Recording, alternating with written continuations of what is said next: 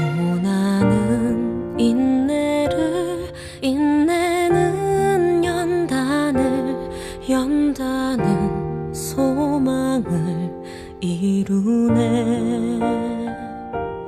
때로는 삶 속에 고난의 밤이 와도 소망의 아침은 오리라. 눈물로 뿌려진 기도의 씨앗은 기쁨의 열매를 맺으리. 내 삶을 붙드신 주의 손 강하시니 폭풍이 와도 두려움 없네. 인내하리, 인내하리, 인내하리, 인내하리.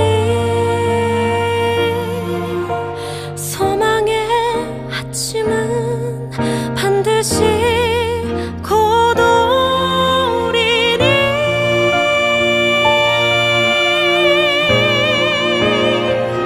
인내하리,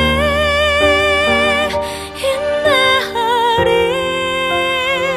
믿음으로 인내하리.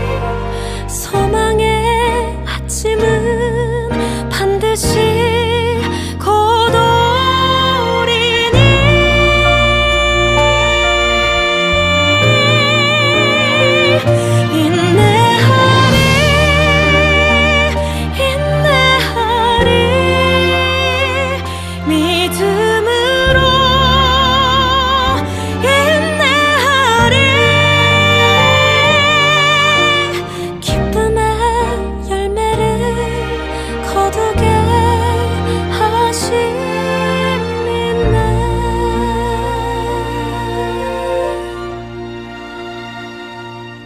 고난은 인내를, 인내는 연다는 소망을 이루네.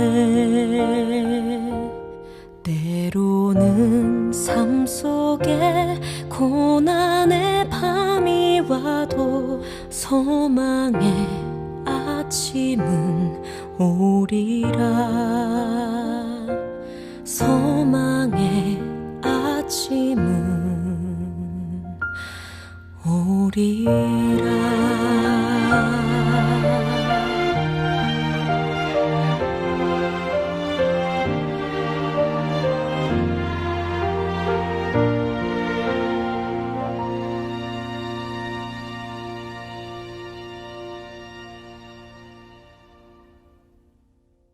잠언서 22장 28절 말씀, 신명기 19장 14절 말씀하고 똑같아요. 그래서 잠언서에도 나와서 잠언서에 있는 걸 같이 읽는 거예요.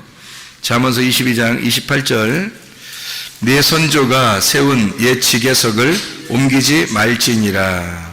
같은 말씀이 신명기 19장 14절에 나와 있는 말씀입니다. 잠언서에 있으니까 그대로 그냥 잠언서를 가지고 잠언서 23장 10절 말씀도 한번 봐요. 옆에 있으니까 잠언서 23장 10절 말씀, 옛 지계석을 옮기지 말며 고아들의 밭을 침범하지 말지어다 이렇게 되어 있습니다. 근데 고아들이란 말을 하고 그 다음에 지게석을 옮기지 말라는 그런 말을 하는 거 보니까 고아하고 또 연결되는 그런 말 같아요. 그죠? 고아들하고 또 연결되는 말 같아. 그래서 어디가 연결되는 것 같아요? 그 지게석하고 고아하고 왜 연결이 될까? 고아는 어떤 사람을 고아라 그래요? 아버지 없는 사람을 고아라 그래요. 아버지 없으면 아무래도 불편할까요? 안 불편할까요? 불편하죠. 주눅 들어있고 불편하고. 또 남편 없는 사람을 뭐라 그래요? 과부라 그래요. 그러니까 고아하고 이렇게 짝을 이루어서 자꾸 나오는 단어들이 뭐뭐예요. 성경에서는 과부하고 나그네. 그래서 세 개가 3종 세트예요. 그러니까 고아, 과부, 나그네. 여기 세 개가 3종 세트로 이렇게 많이 나와요. 성경에서는. 나그네는 집 없는 사람을 말하는 거고, 그리고 고아는 아버지 없는 사람을 말하고, 과부는 남편 없는 사람을 말해서 하나님은 이런 사람들을 이제 만나시려고 하는 거죠. 하나님이 이런 사람들에게 집 없으면 집 준다 그러고, 고아 아버지 없으면 아버지 준다 그러고, 아버지가 하나님 되신다 그러고, 그리고 이제 남편 없는 사람에게는 내가 너의 신랑이 되겠다, 이제 그런 이야기를 하게 되죠. 그래서 주님은 이렇게 3종 세트를 충분하게 채워주시는 분이, 이제 주님이 다 채워주시는 게 뭐냐면 나그네한테 내가 집이 되겠다 그러는 거예요. 내가 하나님의 집이 되겠다. 너는 하나님의 집으로 와라. 하나님의 집으로 초청하는 거죠. 나그네를. 고아는 아버지, 내가 아버지 되겠다 그런 얘기고, 또 과부한테는 내가 신랑 되겠다 이제 그런 얘기를 하는 거죠. 그러니까 어떤 면에서는 그 예수님이 신랑 되고 아버지 되고 집이 되겠다 하는 그런 말들을 이렇게 들어보면 예수님은 주로 어떤 사람에게 이런 그 뭐 준다는 거예요? 뭐 누구에게 이런 긍휼을 베풀고 사랑하고 자비를 베풀고 이러죠? 예, 없는 사람. 그러니까 뭐가 없는 사람, 뭐가 결핍되고 없는 사람이에요. 그러니까 아버지가 없거나 남편이 없거나 집이 없거나 뭐 이런 사람들에게, 그러니까 이 세상에서는 어떤 사람이에요? 짓눌려 있는 사람이죠. 아무래도 이 세상에서 그러니까 세상적인 얘기가 아니에요. 뭐 어떤 사람은 어떤 뭐 남편 없으신 분이 있는데 뭐 엄청 승질도 뭐 고약하고 뭐 이런 사람이 있던데, 뭐 아니면 야 어떤 고아는 뭐 그냥 지 마음대로 살던데 뭐 어떤 나그네 그냥 그 사람은 그냥 자기가 최고인 줄 알고 그냥 막 아무 데나 가서 막 함부로 행패해 버리고 막 이런 사람도 있던데, 이제 그렇게 우리가 봐서는 안 되고요. 그런 사람들은 이제 잘못된 거죠. 그런 말이 아니고 성경에서는 근본적으로 나그네, 고아, 과부 이 3종 세트는 불쌍한 사람을 얘기하는 거예요. 그러니까 비천하고 불쌍하고 없는 사람, 뭔가 이렇게 없는 사람, 이런 사람들에게 하나님은 자기가 그걸 채워주겠다, 내가 만나주겠다, 이제 그런 이야기를 하시는 거죠. 주님께서 말씀하시는 얘기들입니다. 그래서 땅 없는 나그네에게 땅을 주겠다, 또 남편 없는 자에게 내가 남편 되겠다, 아버지 없는 자에게 내가 아버지가 되겠다 하는 그런 말씀들이 이제 성경에서는 이게 처음부터 끝에까지가 사실은 그런 내용이에요. 그래서 이 3종 세트를 주로 이제 많이 주님께서도 사용하시고, 또 구약에서도 이런 사람들만큼은 너희들이 함부로 대하지 마라, 이제 이런 이야기들을 이제 하는 거죠. 그게 성경에 나와 있는 그 핵심적인 얘기이기 때문에 그래요. 그 복음이기 때문에. 그 복음은 정말로 없고 비천하고 가난하고 억눌린 사람들에게 오는 것이 복음이기 때문에 그 복음을 잘 설명을 해야 되니까, 그래서 이런 사람들을 함부로 대하지 말라고 원래부터 하나님께서 이렇게 말씀을 많이 하신단 말이에요. 성경에 이제 어떤 사람이 땅을 기업으로 받아요? 네, 마태복음 5장의 5절의 말씀에 보면 어떤 사람이 땅을 기업으로 받아요? 온유한 사람이 땅을 기업으로 받아요. 그럼 온유한 사람은, 어떤 사람은 온유하다 그래요? 뭘 온유하다 그러는 거예요?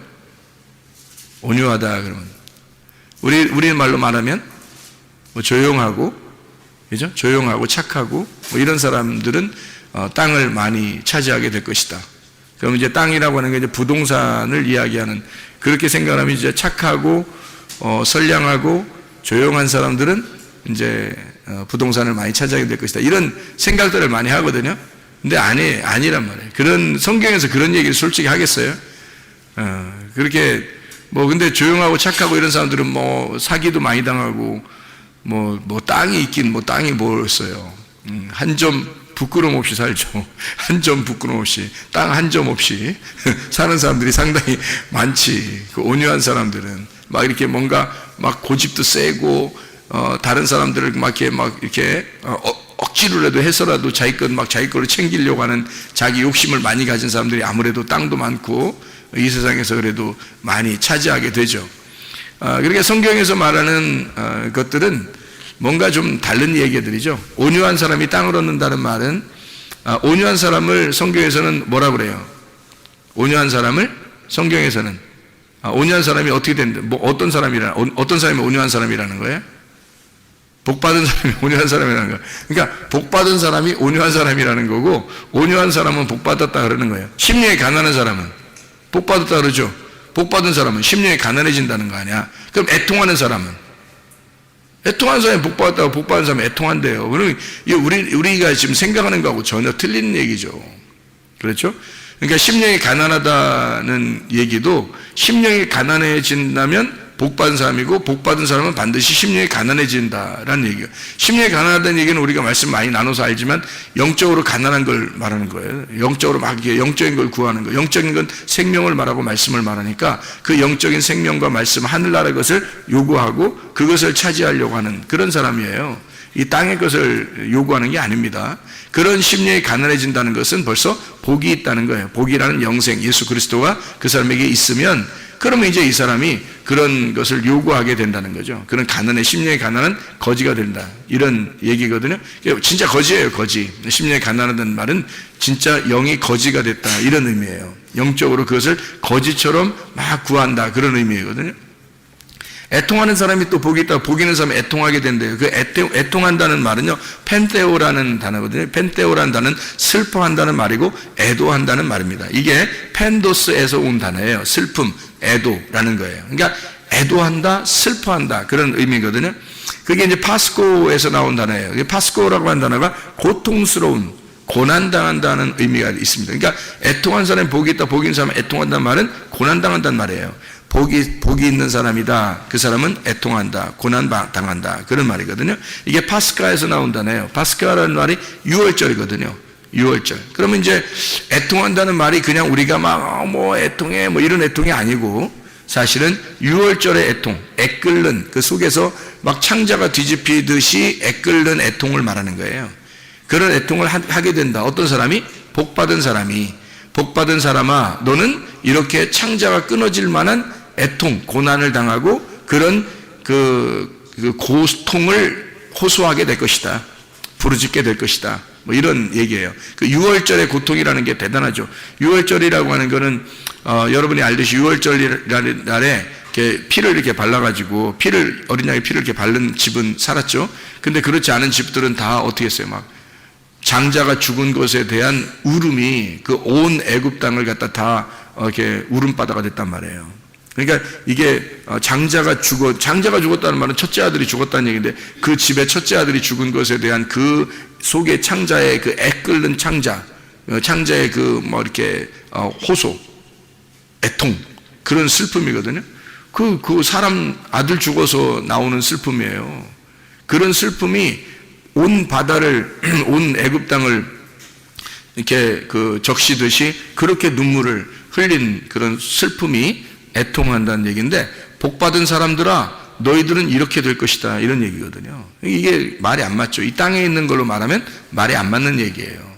그러니까 이게 6월절 어린 양의 피로 구원속받지 못한 사람들, 장자의 죽음 가진 사람들은 어떤 죽음을 얘기하는 거예요? 장자의 죽음이라는 건 첫째 아들의 죽음을 말하는 거예요. 첫째 아들의 죽음이라고 하는 것은 누구를 얘기하면, 인류의 첫째 아들이 누구예요? 아담이거든요. 아담의 죽음을, 그러니까 다시 말하면 나의 죽음을 얘기하는 거예요.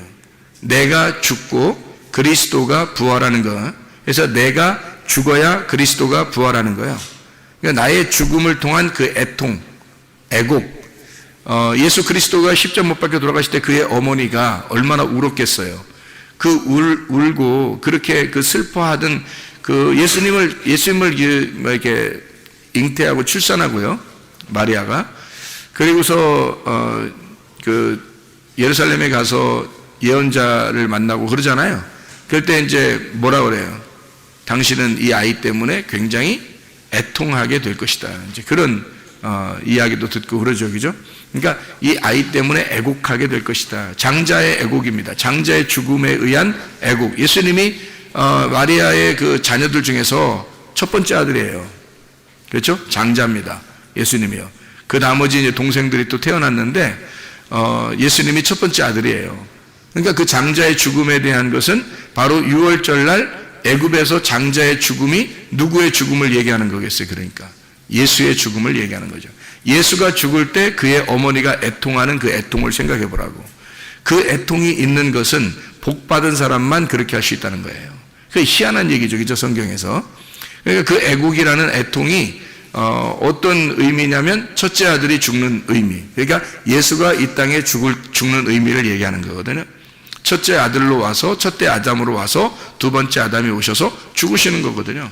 그 죽음을 갖다가 이제 이야기할 때 애통한다. 그게 복받은 사람들은 애곡하게 될 것이다. 애통하게 될 것이다. 그게 이제 파스카, 유월절에 대한 이야기를 설명하는 것이다. 그런 애통이에요. 그러니까 이 애통은 육체적인 이런 그 슬픔의 애통이 아니고 영적인 애통을 말하는 거예요. 영적인 애통. 그러니까 자기가 죽는, 그러니까 장자의 죽음, 그러니까 나의 죽음을 예수 그리스도와 예수 그리스도의 십자가의 죽음으로 정확하게 깨달은 사람들의 그 애통, 이것은 복받은 사람이 그걸 가능하다는 얘기고, 이렇게 된다면 이게 복받은 사람이다, 이런 얘기예요. 그래서 복받은 사람은 애통하게 된다. 그런 유월절의 죽음을 정확히 진리를 깨닫고 그 진리 안에서 그가 나의 죽음을 기억하고 울 수 있는 자, 애통하는 자, 슬퍼하는 자, 이런 것을 의미하는 얘기가 되겠어요. 그런 사람들을 위로한대요. 위로. 그러니까 애통하는 자는 위로한다 그러잖아요. 그죠? 마태복음 5장에 보면 4절에 애통하는 자는 위로를 받는다 그래요. 복있는 사람은 애통하게 되고 애통하는 자는 위로를 받게 된다 할 때 그 위로가 파라칼레오라는 단어인데, 이 파라칼레오라는 말은요, 가까이서 초청한다는 단어예요. 가까이서 초청한다. 그러면 가까이 초청한다니까 이게 하나가 된다는 얘기죠. 가까이서 함께 있는다는 얘기거든요. 가까이 초청한다. 초청한다는 게 뭐였어요? 하나님이 우리를 초청하신다면, 하나님이 우리를 초청하신다면 뭐겠어요? 여러분을 교회에 오게 할 때 하나님이 여러분을 초청하셨죠? 하나님이 여러분을 초대한 겁니다. 이게 바로 위로라는 거예요. 파라칼레오. 예배한다는 말입니다. 그러니까 함께 하나님이 우리를 위로하는 방법은 어떤 위로냐면, 애통하는 자, 애곡하는 자, 자기와 그리스도가 함께 죽어야 되는 그 자리를 깨닫고 그 진리를 파악하는 자, 그 슬픔이 있는 자를 하나님은 자기의 자리로 초청한다는 거예요. 위로한다는 겁니다. 그게 위로라는 거예요. 단어예요. 파라칼레오. 그러니까 초청해서 예배하게 한다는 겁니다. 이렇게 와서 하나님의 초청을 받고 여러분 와서 예배를 드리면, 예배 드리는 여러분은 지금 위로받고 있는 거예요. 여러분은 지금 하나님의 위로가 여러분에게 있는 것입니다. 복받은 사람은 애통하게 되고 애통하는 사람은 위로를 받고 있는 거야. 지금 여러분이 여기 왔다는 자체가 위로받고 있는 거랍니까?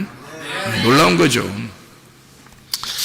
그러니까 이게 마태복음 5장에 5절에 보면 온유한 자는 복이 있나니 온유한 자는 복이 있나니 땅을 기업으로 받을 것이며 그러죠. 복 있는 사람은 온유해지나니 그 온유한 사람은 땅을 기업으로 받을 것이다. 뭐 이런 얘기가 써 있어요. 그 온유한 사람이라는 게 이게 프라우스라는 단어입니다. 이 온유한 자라는 단어, 겸손한 자라는 말하고 비슷한 단어인데요. 이 온유하다는, 이 온유한 자라는 프라우스라는 단어는 프로시케에서 나온 단어인데, 이게 기도, 예배라고 하는 단어예요. 이게 프로시크마이에서 온 단어인데, 기도하다, 간청한다는 말입니다. 그러면 이제 어떻게 간청하는 걸 얘기하는 거냐면, 이게 거지가 돼서 간청하는 걸 말하는 거예요. 심령이 가난한 자가 거지가 돼서 그 영적인 것을 구하는데 간구하는 거 있잖아요. 예. 그런 간구를 말하는 거예요. 그게 온유라는 겁니다.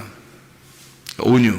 그러니까 우리가 말하는 온화하다, 조용하다, 분위기 있다, 사람이 착하게 보인다, 이런 의미가 아니고요. 정말 간절하게 거지가 돼서 구하는 그런 자를 온유하다 그래요. 그러니까 성경에서 말하는 온유는 복 받은 사람만 가능한 거고, 이렇게 온유하면 복을 받는다는 얘기예요. 그래서 땅을 기업으로 받는다, 그렇게 말하는 거거든요. 땅을 준다는 얘기입니다. 그러면 땅을 준다, 왜 땅을 준다고 그럴까, 그럼? 왜 땅을 준다 그래? 온유한 사람에게? 그럼 온유한 사람하고 땅하고 무슨 연관이 있다는 얘기 아니에요, 그죠? 온유한 사람하고 땅하고 무슨 연관이 있는 거예요. 그러면은 땅을 준다고 그랬으니까 온유한 사람은 어떤 사람을 온유한 사람이라 그러는 거예요, 그러니까. 거지니까, 가난하니까, 거지니까, 뭐가 없으니까 땅을 준다는 거야. 땅이 없으니까 땅 준다는 거야. 땅 없는 자, 집 없는 자, 땅 없는 자, 그걸 온유한 사람이라고 그러는 거예요. 그럼 이 땅을 얘기하는 걸까요? 아니면은 영적인 땅을 얘기할까요? 영적인 땅이 없어서 막 우는 자예요. 영적인 땅이 없어서 막 울고, 그 영적인 땅을 달라고, 하늘의 땅을 달라고 막 애걸하는 사람 있잖아요. 하나님, 하늘의 땅을 주십시오. 이 땅이 아니에요. 온유한 사람 땅 준다니까 이 땅 얘기하는 거 아닙니다. 그 부동산 얘기하는 거 아니에요. 하늘에 있는 땅이에요. 그 하늘의 땅을 막 구하는 자예요. 그 복받은 사람이라는 거지, 사람이. 그 사람은 진짜 복받은 사람은 그렇게 한대요, 또. 복받은 사람은 그렇게 땅이 없어서 막 기도하는 자예요. 간구하는 자. 그 땅을 달라고. 예. 그렇게 간구하는 자에게는 땅을 주신다는 거야. 그 땅을. 땅이 누구야, 그러면? 예수 그리스도죠. 그 땅을 주신다는 거야. 그래서 그 주신 하나님이 주신 그 땅, 그 하나님이 주신 그 땅의 경계표를 옮기지 말라는 거예요. 그걸 네 마음대로 옮기지 마라. 왜? 하나님이 주셨으니까. 하나님이 주신 거니까 하나님이 은혜로 주셨다는 거야. 하나님이 주신 거는 선물이잖아. 그러니까 네가 네 마음대로 옮기면 그게 율법이 되는 거죠. 그래서 네 마음대로 옮기지 말고 하나님이 주신 은혜대로 살아라, 그런 말이에요. 이게. 그래서 그 지계석을 옮기지 마라, 그렇게 이야기한 거거든요. 자, 우리가 성경 여기서 이제 몇 가지만 한번 찾아보고 마치도록 할게요. 민수기 12장 3절의 말씀에 보면 모세가 어떤 사람이라고 나와요? 온유한 사람이라고 나와요. 모세가 온유한 사람. 모세는 승질 한 번도 안 낸 사람이에요? 아니죠? 근데 모세를 온유한 사람이라고 하는 걸 볼 때 여기서 모세는 어디서 죽었어요? 모세는 어디서 죽었어요? 광야에서 죽었죠? 그러면 모세는 가나안 땅에 들어갔어요? 못 들어갔어요? 못 들어갔어요. 그러니까 가나안 땅에 들어가고 싶어서, 그 땅을 자기가 차지하고 싶어서 굉장히 간구하던 사람이겠죠. 가나안 땅에 있는 땅을 내가 들어가면 좋겠는데요 하면서 계속 그랬잖아요, 모세가. 그죠? 그때 하나님 못 들어가겠죠. 왜? 모세는 율법을 상징하기 때문에 광야에서 죽어야 되거든. 근데 이 사람은 광야에서 계속 있었지만, 광야에 있었는데 광야가 자기 땅이 아니죠, 모세가. 그죠? 광야가 자기 땅이 아니니까 늘 어딜 가고 싶었어요? 요단강 건너서 가나안 땅 들어가고 싶었단 말이에요. 그러니까 이 모세가 얼마나 애통하고 이렇게 고민하고 기도하고, 하나님 나 저 땅 좀 가고 싶어요, 얼마나 그랬겠냐고요. 자기는 집이 없는 거예요, 광야에서. 그죠? 광야는 나그네가 있는 곳이잖아요. 나그네, 자기 집이 없는 거야. 가나안 땅 들어가야 자기 집이 있거든. 그러니까 자기 집이 없으니까 굉장히 고민하고 있었던 그런 사람이에요. 그런 사람이니까, 이 사람은 가나안 땅에 들어갈 사람이 아니니까, 하나님이 그걸 막을 거니까 이 사람은 어떻게? 고통받는 사람이지. 비천한 자가 되는 거죠. 하나님이 짓눌러버린 자죠. 그래서 이 사람을 온유하다 그러는 거예요. 뭐 착해서, 조용하게 말해서, 분위기가 있어서 온유하다 이렇게 말하는 거 아니에요. 아마 사람들은 다 그런 걸로 온유 이렇게 생각할 거예요. 근데 그런 의미가 아니고, 온유라고 하는 이 온유한 자, 민수기 12장 3절에 모세를 온유한 자라고 할 때 그 온유한 자는 아나브입니다. 이 아나브라고 하는 단어는 억압된, 가난한, 거룩한, 겸손한, 비천한 이란 단어예요. 그러니까 모세는 비천한 자이다 라는 의미예요. 그런 단어예요. 모세는 가난한 자이다, 그런 단어예요. 모세는 짓눌려 있는 자이다. 이 모세는 온유한 자다 라고 할 때 이 온유한 자 모세는 짓눌려 있는 자야. 이 모세는 굉장히 비천한 자야. 이 모세는 가난한 자야. 그렇지 않아도 힘들어. 모세는 그런 단어예요. 아나브라고 하는 단어를 썼습니다. 이게 아니라고 하는 단어에서 오는데 억압된 이란 말이고요. 이드바시, 줄로 달게 했다. 데바시, 접착성이 있다. 그래서 이렇게 딱 붙어서 하나님에게 이제 간구하는 거죠. 좀 살려주세요. 이런 자예요. 그런 사람을 온유하다. 이게 모세를 얘기하는 거죠. 모세가 아주 온유함이 대단했다. 이런 얘기를 하죠. 시편 34편 6절. 이 곤고한 자가 부르짖음에 여호와께서 들으시고 그의 모든 환난에서 구원하셨도다. 곤고한 자. 이 곤고한 자도 아나브입니다. 이게 억압된, 가난한, 거룩한, 겸손한 이런 사람이 부르짖으면 하나님이 응답하신다. 그런 말이고요. 37장 11절 말씀 보면요. 37장 11절. 그러나 온유한 자들은 땅을 차지하며 풍성한 화평으로 즐거워하리로다. 온유한 자가 땅을 차지하며 라는 말이 어디 나오죠?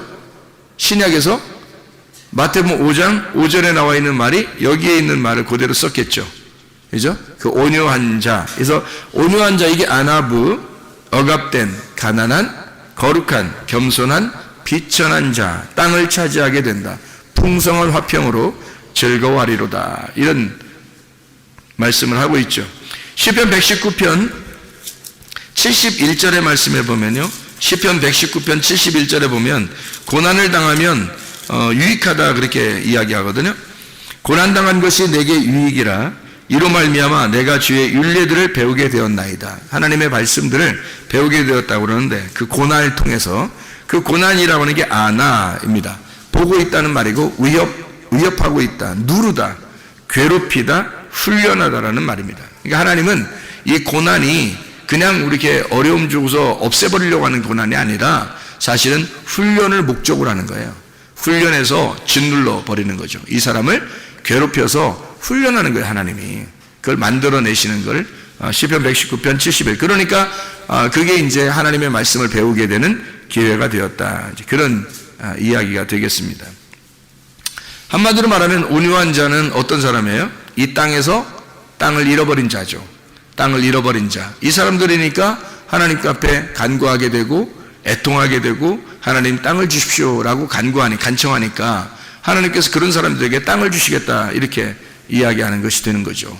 그러니까 모세를 생각하면 딱 이해가 되겠죠. 모세를 생각하면 모세가 온유한 사람의 대표였는데 그 모세라는 사람이 어떤 사람이었는가 봤더니 광야에서 가나안 땅을 들어가고 싶어하는 그 땅을 차지하고 싶어하는 그 애통함이 있었던 사람이었구나. 그랬더니 그를 온유하다고 하나님이 인정하시더라.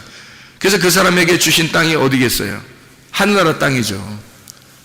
그래서 이 땅에서 죽음을 보지 죽었을 때 그 시체를 찾아보지 못했다 그랬죠. 그죠? 땅에 시체가 있지 않고 그를 하늘로 옮겼다. 이제 이런 이야기를 이제 이야기하는 거죠. 이제 그런 온유함이라고 하는 것은 이런 의미가 있어요. 이 땅에서 가장 자기를 온유하다라고 이렇게 표현했던 분이 계신데 누구예요? 예수님이죠. 예수님이 마태복음 11장 28절부터 30절까지 말씀에 뭐라고 그러죠? 예수님이 나는 온유하고 겸손하니 멍에를 메고 와서 배워라. 주님의 멍에는 쉽고 짐은 가볍다. 이제 그런 이야기를 하잖아요. 그죠? 그래서 거기서 그 온유하다는 게 프라우스, 온유한, 겸손한이라는 말이고요. 겸손이라는 말이 타페이노스라는 단어인데 이게 짓눌린이라는 단어입니다. 짓눌린. 초토화되고 초라하고 굴욕감을 가진 자 이런 거예요. 그러니까 하늘에서 이 땅에 내려오니까 하늘 왕자인데 땅에서 인정을 못 받는 거예요. 하늘 왕인데 이 땅에 오니까 인정을 못 받는 거야. 완전 짓눌려버린 거죠. 굴욕당한 거죠. 굴욕감을 가진 거. 초라한, 비천한, 이렇게 겸손한 분이에요. 그러니까 주님은 하늘에 계신 분인데 이 땅에 와서 이 땅에서 초라한 거지가 되었다. 이런 말입니다. 한마디로 말하면 나는 온유하고 겸손하니까 나한테 와. 다시 말하면 자기는 하늘의 왕인데 이 땅에 와서 내가 초라한 거지가 되었거든. 그러니까 애통하는 자들아 다 내게로 와. 힘들고 수고하는 자들아 다 내게로 와. 주님이 그렇게 말씀하시는 거죠. 왜냐하면 주님이 이 땅에 와서 내가 대표적으로 초라하고 가난한 거지가 되었으니까 내게 와. 나는 하늘의 왕이야. 그러니까 이 땅에서 내가 너희들에게 줄 수 없지만 하늘에 있는 것들을 채워줄 거야. 하늘에 있는 것들을 너희들에게 줄 거다. 그러니까 땅에서 거지된 자들아, 나그네들아, 고아와 과부들아, 소경된 자들아 다 내게로 와라. 수고하는 자들아, 율법에 의해서 치여있고 율법에 의해서 죽으려고 하는 자들아 다 내게로 와라. 내가 너를 쉬게 하겠다. 무슨 쉼이에요? 땅의 쉼이 아니라 하늘의 안식을 주겠다. 내가 하늘의 왕이거든. 이 땅에 와서 나도 너랑 똑같이 초라해지고 너랑 똑같이 굴욕당하고 너랑 똑같이 내가 가난해졌어. 나도 거지야. 그러니까 이게 너와 나는 똑같잖아. 같은 거지니까, 같은 소경이니까, 같은 환자니까, 같은 병자니까. 그러니까 너랑 나랑 내가 같은 마음을 가지고 있어. 그러니까 하늘나라에 있는 것들을 내가 하늘의 의사야. 하늘의 의사니까 하늘의 의사가 와가지고 병든 자를 고쳐주려고 왔으니까. 근데 내가 네 마음을 모르면 의사는 의사고 환자는 환자잖아. 근데 예수님 오신 것은 환자로 오시는 거예요. 자기가 환자로 오시는 거예요. 그리고 하늘의 의사라는 거지 땅의 의사 아니잖아요. 땅의 것을 갖다 고쳐주려고 하는 거 아니잖아요. 물론 고쳤어요. 뭐 병도 고치고 소경도 뭐 눈뜨게 하고 그래. 근데 그게 사실은 하늘에 있는 영적인 이야기들을 갖다 설명하려고 고치신 거잖아요. 그죠? 그러니까 눈을 뜨게 해준 것도 이 땅에서 성경을 모르는 자들에게, 또 귀를 열어준 것도 이 땅에서 성경을 깨닫지 못하는 자들에게 하늘에 있는 진리를 깨닫게 해주고 하늘의 진리를 알려주려고 귀를 열어주고 눈도 열어주고 그러는 거 아니에요. 주님께서. 그러니까 땅의 것을 치료하는 의사가 아니고, 잘 생각하세요. 하늘에 있는 것을 하늘에 있는 영적 세계의 치료를 회복을 시켜주러 오신 분이 예수님이라는 거죠. 그럼 이 땅에 오셨을 때는 가난한 거지처럼 비천하고 초라하고 거지처럼 이렇게 굴욕당하는 그런 분으로 계시다. 이런 얘기예요. 내가 그런 자야. 내가 온유하고 나는 겸손한 자야. 나 짓눌렸어. 나 굴욕당했어. 나 초라한 거지야. 이제 그런 이야기를 해주고 있는 말씀입니다. 그러니까 하나님이 우리에게 주신 땅들이 있어요. 그건 뭐겠어요? 그러니까 은혜죠. 은혜. 우연히 들어간 그 땅, 룻이 우연히 들어간 그 땅이 있어요. 그게 하나님의 은혜였다라는 얘기죠. 그래서 하나님이 주신 땅을 이렇게 그 지계석이라고 그러죠. 하나님이 우리에게 주신 그 지계석이 있어요. 그 지계석을 옮기지 말라는 거야. 네 함부로. 왜냐하면 네 마음대로 하지 말라는 거야. 하나님의 것을 하나님의 것으로 그냥 두라는 거죠. 하나님이 너에게 주시는 환경을, 하나님이 너에게 주신 그 말씀을 그대로 두라는 거야. 하나님이 깨닫게 해주실 때. 그래서 하나님이 너에게 깨닫게 해주신, 이게 지계석이라고 하는 건 이렇게 집을 이렇게 놓을 때 있잖아요. 땅을 이렇게 놓을 때 그 모서리 이렇게 표시를 해놓는 거예요. 표시. 그러니까 표식입니다. 이렇게. 그러면 이제 요 안에 있는 건 내 땅이 되는 거고 저 밖에 있는 남의 땅이 되는 거거든요. 그러면 그 지계석을 이렇게 밖으로 이렇게 옮기면요. 그럼 내 땅이 더 넓어지는 거죠. 그러니까 지계석을 옮기지 마라라고 얘기한 건 밖으로 옮기지 마라 그 말이지. 그 지계석을 안으로 옮기지 마라 뭐 이런 얘기했어? 어떤 바보가 자기 지계석을 안으로 옮기겠어? 땅이 이만큼 있어. 이렇게 네모나게 이렇게 해서 여기 네모나게 4개 지계석을 놨다고 생각해봐. 이렇게 표시를 놨어. 돌 같은 거로 나무 같은 거로 이렇게 4개를 놨는데 지계석을 옮기지 말아야 된다 그랬는데 옮긴다고 해서 이걸 갖다 안쪽으로 이렇게 갖다 이렇게 집어넣어놨어. 그럼 땅이 더 좁아지지. 자기 땅이. 또 더 옮기고 싶어서 더 옮겼어. 그러면 또 땅이 더 좁아지지. 이거를 밖으로 옮겨야지. 옮긴다면 밖으로 옮기면 이 사람이 밖으로 이렇게 1cm씩 12를 옮기면 10cm가 옮겨지는 거예요. 양쪽으로 10cm씩 옮기면 20cm가 옮겨진 거예요. 하루에 1cm씩 옮겨도. 그러면 이제 이게 1년이 되면, 한 달 동안 옮기면 어마어마한 거죠. 그죠? 이 하루에 1cm씩 옮기면 10일이면 10cm, 30일이면 한 달이면요. 30cm가 넓어지는 거예요. 그럼 이쪽도 30cm가 넓어지니까 60cm를 벌어들이는 거지. 이렇게 땅을 더 크게 하는 거죠. 이렇게. 그러면 네가 옮긴 거잖아. 이렇게 네가 그런 짓들 하지 말라는 거예요. 그러면 상대적으로 그 이웃의 땅은 어떻게 좁아지겠죠? 이웃의 땅이 좁아지는 거예요. 내게 주어진 은혜를 내 거 풍부하다고 해서 내 거를 갖다가 이게 밖으로 더 많아지려고 이렇게 옮기잖아요. 그럼 그걸 뭐라고 그러냐면 탐심이라고 그러는 겁니다. 탐심이라고. 그러니까 탐심을 부리지 말라는 거지. 이게 옮기면 더 넓어지잖아. 그러니까 탐심이죠. 그래서 그걸 탐심이라, 육신의 정욕, 안목의 정욕, 이생의 자랑, 먹음직 보암직 탐스럽게 하는 거. 그게 이제 탐심은 우상숭배. 그래서 그걸 뭐라고? 선악과. 그러니까 이것을 그렇게 옮긴다면 선악과. 그럼 선악과는 뭐를 갖다가 선악과라고 그랬어요? 율법. 그러면 율법이 요거의 어떤 그 표식이라고 했죠?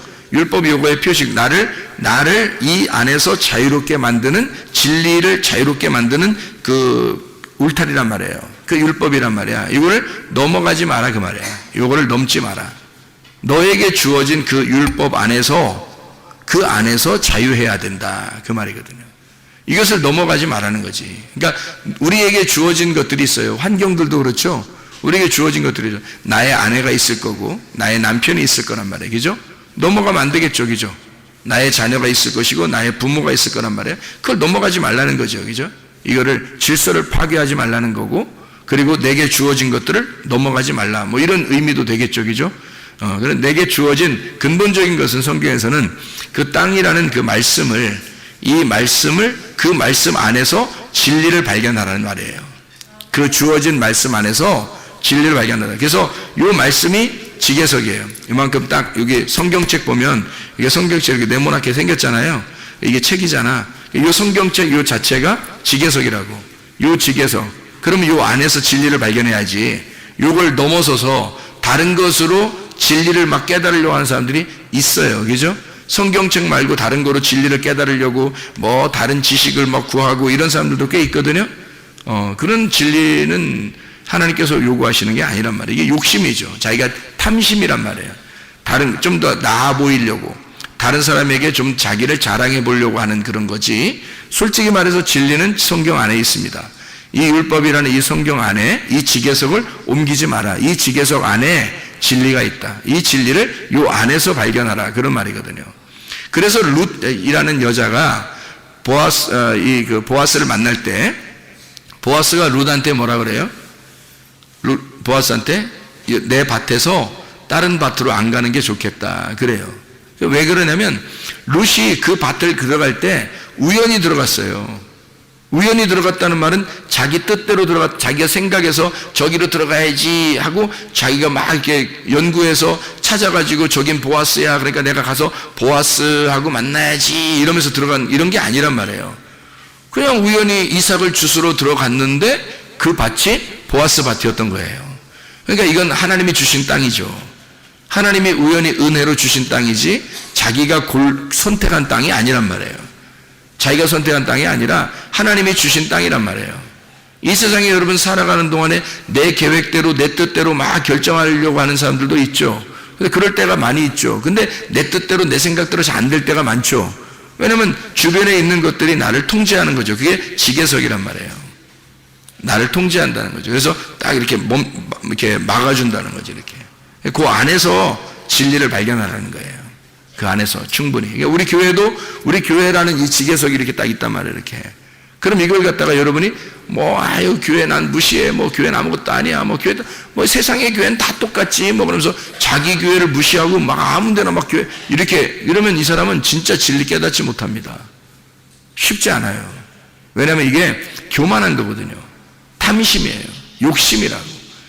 그러니까 하나님이 주어진 이 은혜라고 하는 이 진리를 여기 하나님의 그 지계석 안에서, 율법 안에서, 교회 안에서 충분히 깨달을 수 있어요.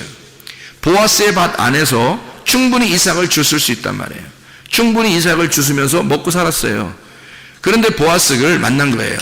거기서 그 밭에서 만난 거예요. 그리고 보아스는 그 밭을 떠나지 말라고 했던 거고, 그게 무슨 일인지 아시겠죠? 하나님이 주신 그 지계석을, 하나님이 주신 그 땅을, 그 은혜를, 우연히 주신 너에게 준 그거를 옮기지 마라 이거야. 네 맘대로. 그런 얘기가 되는 거죠. 그러니까 하나님이 그 주신 땅, 원래는 나오미서죠. 나오미서. 룻기서가 나오미서인데, 이 나오미라고 하는 여자가 원래 베들레헴에 살았었죠. 베들레헴에 살고 있다가 어디로 갔어요? 모압으로 갔어요. 모압으로 갔는데 남편, 아들 2명 다 잃어버렸어요. 그러니까 자기는 모압에서 살고 있었을 때 그 살고 있을 때 어떻게 잘 살았는지 뭐 모르겠지만 하여튼 다 잃어버린 거예요. 다 잃어버리니까 이 마음이 어떻게 됐겠어? 이 마음이 고통스럽죠. 짓눌려 있죠. 가난하죠. 거지죠. 완전히 피폐해졌죠. 이 사람이. 그러니까 어떤 사람이 됐겠어요? 온유한 사람이 되는 거죠. 그런 사람이. 그러니까 룻도 마찬가지로 룻도 남편 잃어버리고 모압이라는 땅을 잃어버리고 어디로 온 거예요? 베들레헴으로 오는 거죠. 나오미가 원래 베들레헴에 살았었는데 모압에 갔다가 다 잃어버리고 다시 베들레헴을 올 때는 이게 생명의 떡의 집이 되는 거예요. 그러니까 이게 처음에는 베들레헴을 버리고 탕자처럼 갔단 말이야. 탕자처럼 갔는데 모압이라는 땅에서 다 잃어버리고 다시 돌아올 때는 새로운 땅이 된 거죠. 베들레헴이. 옛날의 베들레헴이 아닌 거야. 자기가. 탕자도 마찬가지. 탕자도 처음에 나갈 때는 아버지가 말릴 수도 있었는데 안 말렸잖아요. 안 말리고 이 탕자가 나갈 때는 그냥 나가게 뒀잖아요. 돈도 막 싸주고 이렇게 반 잘라서 이렇게 다 나눠주고 이렇게 갔단 말이에요. 갔다가 다 잃어버리고 돼지랑 같이 먹다가 돌아오게 될 때는 어떻게 해요? 아버지 나 종으로 하나 써줘도 되겠는데요. 이렇게 얘기해요. 얼마나 가난해진 겁니까? 그죠? 얼마나 비천해졌어요. 굴욕당한 거죠. 자기의 굴욕감. 그래도 견디고 먹고만 살면 좋겠습니다 하는 하나님의 이 아버지의 양식만 있으면 내가 좋겠습니다. 나머지 다 필요 없어요. 먹고만 이 진리의 말씀만 주세요. 그러면 나는 그냥 살겠어요. 아무것도 다 필요 없습니다 라고 이야기했단 말이에요. 그죠? 그렇게 이야기하면서 오니까 아버지에게 오니까 그 아버지의 땅이 다 아들의 탕자의 땅이 돼버린 거예요. 돌아온 탕자. 그러니까 새로운 땅이 된 거죠. 아버지의 집이 새로운 집이 된 거예요. 아버지의 집이 싫어서 나갔는데 나가서 다 잃어버렸죠. 옛날에 아버지 집을 다 잃어버린 겁니다. 자기는. 그리고 다시 돌아올 때는 어떤 집이 된 거예요? 아버지 집이. 새로운 집이 된 거예요. 새로운 땅이 됐단 말이에요. 새로운 하늘이 됐다는 거죠. 그러니까 새로운 하늘과 새로운 땅을 아버지가 주신 거죠. 그러니까 여기에 와서는 이제 얼마나 그 율법이라는 그 지계석 안에서 진리를 발견하고 얼마나 행복하고 자유하겠냐 이거예요. 그가. 그런 똑같은 거죠. 룻이라고 하는 여자도 다 잃어버리고 베들레헴에 돌아오니까 돌아와서 보아스를 만나니까 떠나고 싶겠냐고 이제. 신랑을 만난 거예요. 신랑도 없죠. 땅도 없죠. 집도 없죠. 아무것도 없는 이 여자에게 주님께서 새로운 땅을, 새로운 아들을 주시는 거예요. 새로운 남편을 주시고요. 그래서 보아스를 만나서 아들을 낳게 되죠. 그리고 그 땅에서 살게 되죠. 새로운 땅입니다. 새로운 남편, 새로운 아들을 낳게 되죠. 놀랍잖아요. 그죠?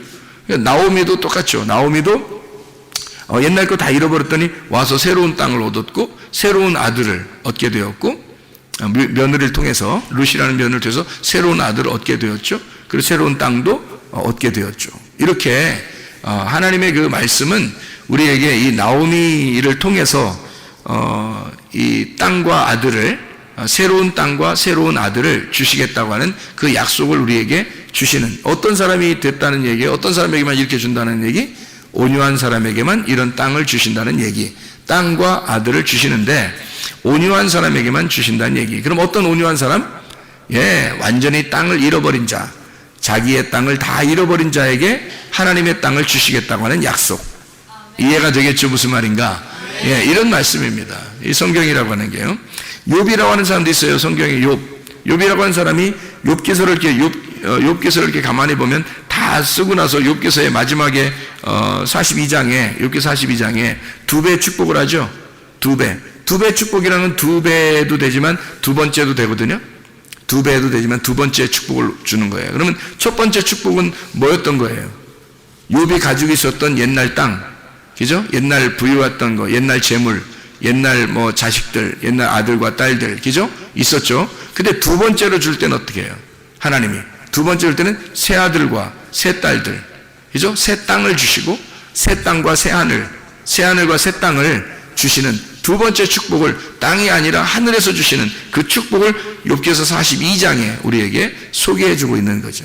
이런 땅과 아들을 하나님이 이렇게 주시는 축복, 두 배의 축복, 거듭해서 축복한다. 두 배, 거듭해서 축복해주는 두 번째 축복. 이게 새하늘과 새 땅을 주시는 축복이란 얘기예요.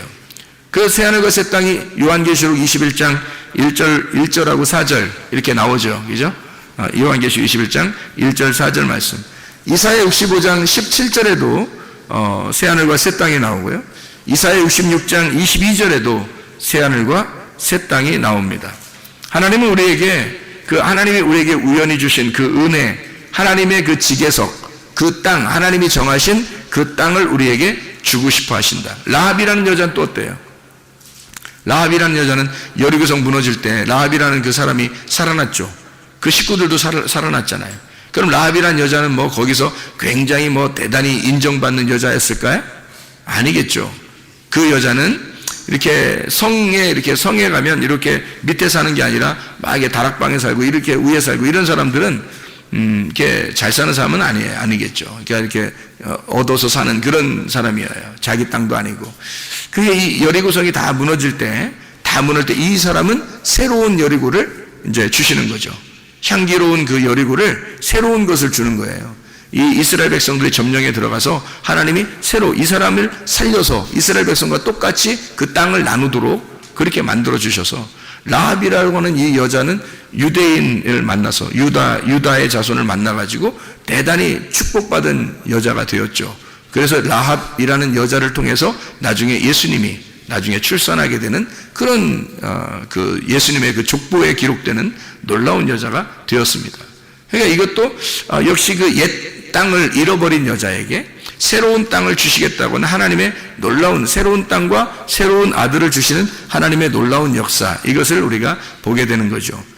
신명기 19장 우리 14절 말씀을 우리가 새벽 예배 때 같이 보았는데, 신명기 19장 14절의 말씀, 19장 14절 말씀 보면 내 하나님 여호와께서 내게 주어 차지하게 하시는 땅, 곧 내 소유가 된 기업의 땅에서 라고 되어 있으니까 누가 준 땅이라고요? 예, 주님께서 주신 땅, 주님이 주신 땅이라는 거예요. 아까 다 설명했죠? 그러니까 주님이 주신 우연한 기회에 하나님의 은혜, 우리가 그 계획한 땅이 아닌데 하나님이 주어주신 그런 땅이에요. 여러분이 우리 교회에 나온 것도 여러분이 뭐 계획해서 처음부터 막 이렇게 한 게 아니라 하나님의 우여곡절 속에 이곳에 와서 예배 드릴 수 있도록 이렇게 만들어 주시는 것도 이것도 하나님이 계획하신 거죠. 이게 우연한 기회에 하나님의 은혜가 여러분에게 작용한 것입니다. 하나님이 주신 땅이란 말이에요. 그 땅, 이것을 조상이 정한 내 이웃의 경계표를 옮기지 마라. 조상 때부터 내려오던 그 이웃의 경계표가 뭐겠어요? 율법이죠. 그 하나님의 말씀, 율법. 내려오던 그 모든 율법의 내용은 다 처음부터 어디서 내려온 거예요? 선악과에서 내려온 거죠. 그럼 선악과 안에서 뭘 발견하라는 거예요? 생명나무를 발견하라는 거죠. 그 안에서 생명나무를 발견하라는 거지, 이것을 벗어나라는 얘기 아니에요. 아담과 하와가 선악과를 어떻게 했어요? 먹었죠. 먹어버리니까 이걸 벗어난 거란 말이에요. 선악과를 먹어버리니까 벗어나게 되고, 벗어나니까 쫓겨나게 된 거죠. 더 이상 에덴 동산을 차지하지 못하도록 만들었단 말이에요. 그러니까 생명나무로부터 멀어지게 만들었다는 거죠. 이 멀어지니까 이 사람들이 하나님 앞에 생명나무에 갈 수 있나요? 못 가죠. 왜냐하면 막아놨으니까 하나님이.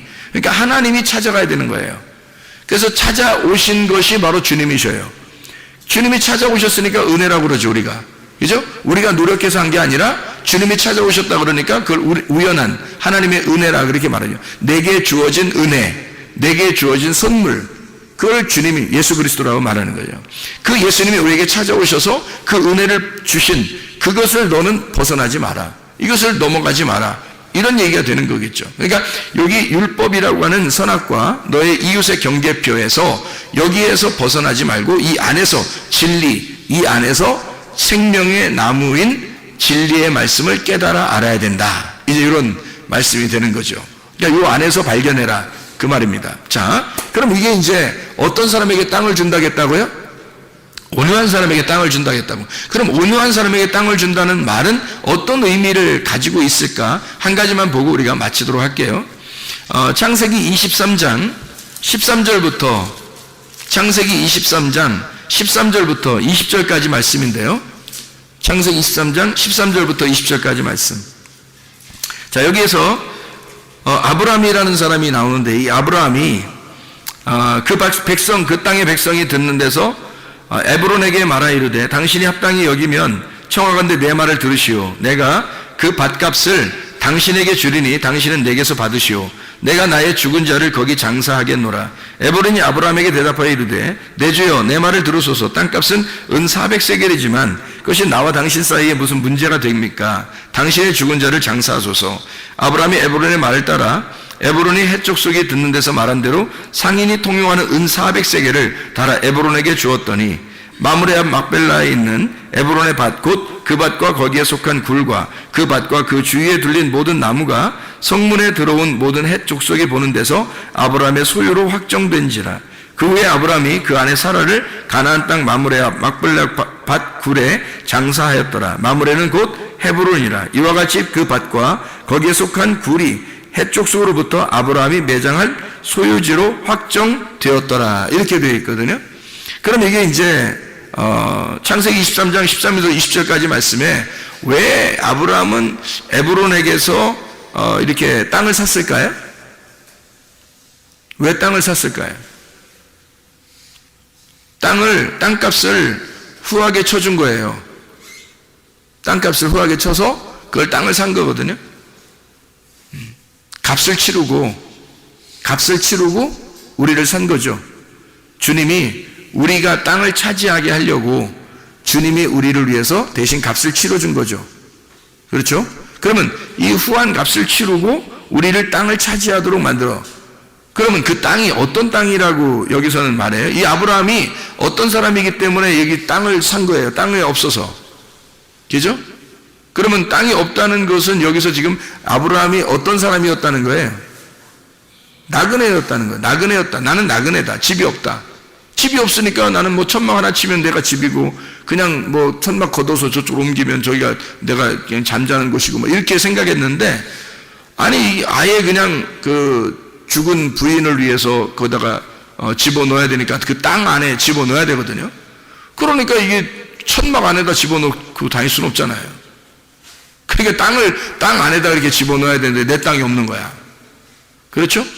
그러니까 온유한 자가 땅을 기업으로 받는다 그랬으니까 잘 생각해봐요. 온유한 자가 땅을 기업으로 받는 거니까.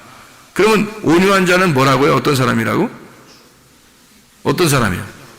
비천하고 초라하고 거지된 굴욕감 있는 자인데 그게 어떤 사람이니까 땅을 기업으로 주는 거라고?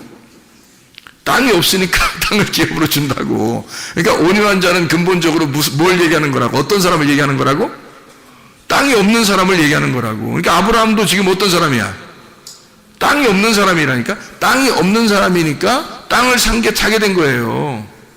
무슨 말인지 알겠어요? 땅이 없는 사람이니까 땅을 샀어요. 아브라함이 어디에 자기의 땅이 있다고 하는 데가 있었어요? 자기가 어디 어디 사러 돌아다니고 부동산 좀 알아보러 돌아다니고 이런 적이 있었나요? 아브라함이? 없었어요. 이 땅에서 유일하게 땅 하나를 샀어요. 이 땅에서 유일하게 땅 하나를 샀는데 그게 하필 뭘 산 거예요? 무덤을 산 거예요. 무덤을. 그러니까 참 희한하죠, 그죠? 아브라함이 땅을 하나 샀는데 다른 땅을 산 게 아니라 좋은 땅 뭐 이런 게 아니라 무덤을 하나 산 거예요. 그러니까 굴이 있는, 그러니까 굴에다가 이제 던져놓는 거죠, 시체를. 그래서 굴에다 던져놓는 그 무덤이니까 무덤이 있는 밭인데 그 무덤을 갖다 산 거예요. 그러니까 아브라함은 다른 거 산 게 아니라 무덤을 산 거라는 거죠. 그러면 잘 생각해 보시라고요. 유일한 터전이 그가 산 유일한 그 자기 부동산 집이 이 땅에서 무덤이었던 거죠. 그래 자기는 지금 이 땅에서 어떻게 한다는 거예요? 나그네 인생에서 자기 이 땅에 무덤에 들어간다. 그죠? 자기 아내도 그 무덤에 들어가게 하고 자기도 그 무덤에 들어가게 될 것이다. 그러니까 유일하게 이 사람이 본토 친척 아비집을 떠나서 다 잃어버렸죠. 아버지도 죽고, 그죠? 다 잃어버리고 왔잖아요, 가나안 땅에. 그러니까 나그네로서 왔죠. 아버지도 없죠, 집도 없죠, 아무것도 없는 사람이에요. 그런 사람을 성경에서는 뭐 어떤 사람이라고 그래요? 복 있는 사람은 뭐해지나니? 온유해지나니 이 사람에게는 땅을 기업으로 받는다. 근데 그 땅을 어떤 땅을 주었다? 예, 헤브론에 있는 막벨라 굴에 있는 무덤을 주었다. 이 말이잖아요. 그죠? 그러니까 하나님이 주시긴 주셨는데 무덤을 주었다. 그것도 비싼 값을 주고 예수님이 우리의 값을 치러주시고 우리 교회를 구입해서 주님께서 예수님이 값을 치르고 자기의 목숨이라는 값을 치르고 자기의 생명을 내주고 우리 교회를 샀다 이거죠. 그러면 그 무덤이 어떤 곳이에요? 무덤이라고 하는 것은 어떤 곳이에요? 죽은 사람이 들어가는 곳이죠. 죽은 사람이 들어가서 문을 닫으면 저쪽 무덤 밖에는 어떻게 되는 거예요? 여기서 무덤으로 들어가는 건 죽은 사람이 들어가는 거고 무덤 저쪽 편에는 부활해서 가는 편이죠. 그죠? 그러니까 이쪽에서는 무덤 죽어서 들어가는 곳이고 무덤 끝에는 부활해서 나가는 곳이란 말이에요. 그걸 무덤이라 그러는 거예요. 성경의 무덤은 죽음과 부활의 장소예요. 그래서 예수님 시체를 무덤에 집어넣고는 문을 닫았죠. 그랬더니 문을 닫았더니 그분이 하나님께서 이 예수를 살리면서 문을 어떻게 해요? 문을 열어버렸죠. 그러니까 무덤에 들어갈 때 죽은 시체로 들어가고 문을 열면서 부활해서 나오는 거란 말이에요. 그러니까 무덤이라고 하는 것은 두 가지를 동시에 가르쳐준다는 거죠. 어떤 걸 가르쳐주는 거예요? 죽음과 부활을 갖다가 같이 알려주는 곳이 무덤이라는 겁니다. 그러니까 지금 막벨라 굴을 샀다라고 하는 거기서 구입한 이 비천한 자 아브라함은 아무것도 갖지 못한 초라한 이 굴욕당하는 가난한 거지, 다른 사람들이 볼 때는 집도 아무것도 없는 그런 부모도 없는 집도 없는 아무것도 없는 이 아브라함에게 이 온유한 가난한 비천한 이 사람이 땅을 기업으로 하나님이 주셨는데 무덤을 주시더라. 그 무덤이 뭐다? 죽음과 부활을 함께 동시에 간직하고 있는 교회를 말하는 거죠. 그 무덤이. 그러니까 아브라함에게 주신 땅은 교회인 거죠. 교회에 하나님의 아들이 교회를 차지하게 되는 것을 말하는 것입니다. 하나님의 아들이 교회를 차지하게 된다. 이 교회는 아브라함의 입장에서는 옛날에 있었던 자기가 가나안 땅에 들어오기 전에 가지고 있었던 그런 땅과 그런 집이 아니었죠. 자기가 이제는 자기가 값을 치르고 얻는 새로운 교회, 하나님의 땅이 되었던 거죠. 이게 새하늘과 새 땅이 된 거죠. 그래서 이 새하늘과 새 땅을 차지하게 되고 여기서 자기가 죽어 새하늘과 새 땅에 들어간다고 하는 그 약속의 언약을 받는, 하나님의 말씀의 언약을 받는 놀라운 장소, 그게 교회입니다. 여러분에게 이런 교회에 여러분 오신 것을 환영합니다. 여러분 애통하는 자는 위로를 받는다 그래요. 하나님께서 여러분 이곳에서 주님을 만나 예배할 때 그 예배하러 여러분을 예배하게 하기 위해서 여러분을 초대하신 하나님은 그것이 위로라고 말씀하는 겁니다. 여러분이 이곳에 왔다는 이 자체가 위로인 거예요. 하나님은 여러분을 이곳에 오게 한 것이고 오게 한 것이 하나님의 위로라는 거예요. 하나님의 위로를 충분히 받으셔야 합니다. 이곳에 오면 하나님의 교회, 우리가 이 땅을 차지하게 하는 하나님의 아들로 이 땅을 차지하게 해서 진정한 새하늘과 새 땅이 되는 예루살렘, 새 예루살렘인 교회가 이곳에 세워지는 것입니다. 하나님의 놀라운 집, 하나님의 집, 새로운 하늘과 새로운 땅인 하나님의 교회라는 집, 이 교회를, 이 땅을 주시는 거죠. 어떤 사람에게? 온유한 사람에게, 내 땅이 없는 사람에게, 내 집이 없는 사람에게 이 땅을 주시는 거죠. 하나님은 이 교회가 여러분의 집이 되기를 원하시는 거예요. 기도하겠습니다. 우리 하나님 아버지, 사랑과 은혜를 감사를 드립니다. 우리에게 이런 놀라운 교회를 허락해 주셔서 고맙습니다.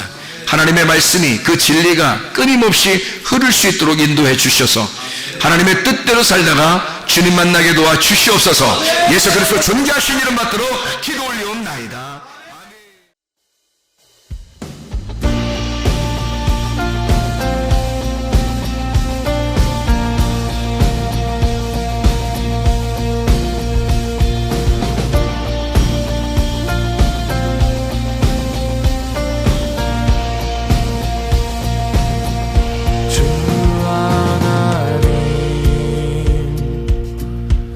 지으신 모든 세계 내 마음 속에 그리워볼 때 하늘